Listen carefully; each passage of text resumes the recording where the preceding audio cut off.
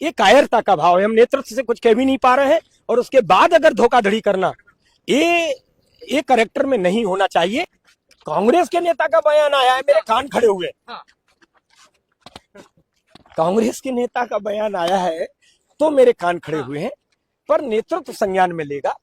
हमारी भूमिका कार्यकर्ता के नाते पार्टी ने कहा कि जाओ चुनाव के मैदान में।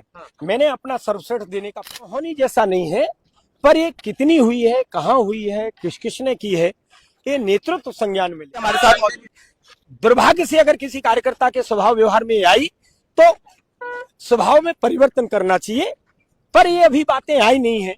संज्ञान में आएगा तो अधिकृत बातचीत करूंगा, अभी ये अनाधिकृत बात है। अशोक जी, क्या लग रहा है कि किस तरह से जो आप अभी जो चर्चा का माहौल गर्म है कि नरोत्तम मिश्रा और कुंवर घनश्याम सिंह साथ में लड़े हैं, क्या कहना चाहेंगे इसको लेकर? अब चर्चा का क्या, चर्चा तो कुछ भी होती है, पर चर्चा होती है तो कई बार लगता है कि धुआं उठा है तो आग होगी। ये जो परिणाम है उसी पर उसकी गहराई तक जब तक समझ में कोई बात नहीं आती है तो अधिकृत रूप से बातचीत करना, बयान देना ये उचित नहीं है, ऐसा मैं मानता हूँ।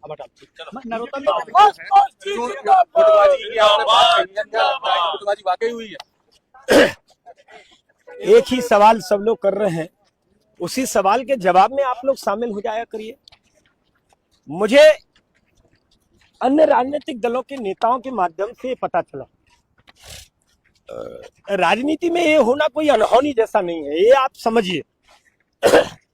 मैं राजनीति के उन व्यवहारों को अपने उसमें नहीं लाना चाहता, पर राजनीति को समझने का तो थोड़ा बहुत कुछ है, तो ये अनहोनी जैसा नहीं है, पर ये कितनी हुई है, कहाँ हुई है, किस किसने की है, ये नेतृत्व संज्ञान में लेगा। आप लोग निश्चिंत रहिए, इत्मीनान के साथ इंतजार करिए। पर मेरी अपील है, जीवन में पवित्रता खत्म करके जीवन जीना, इससे बड़ी कोई कायरता नहीं है।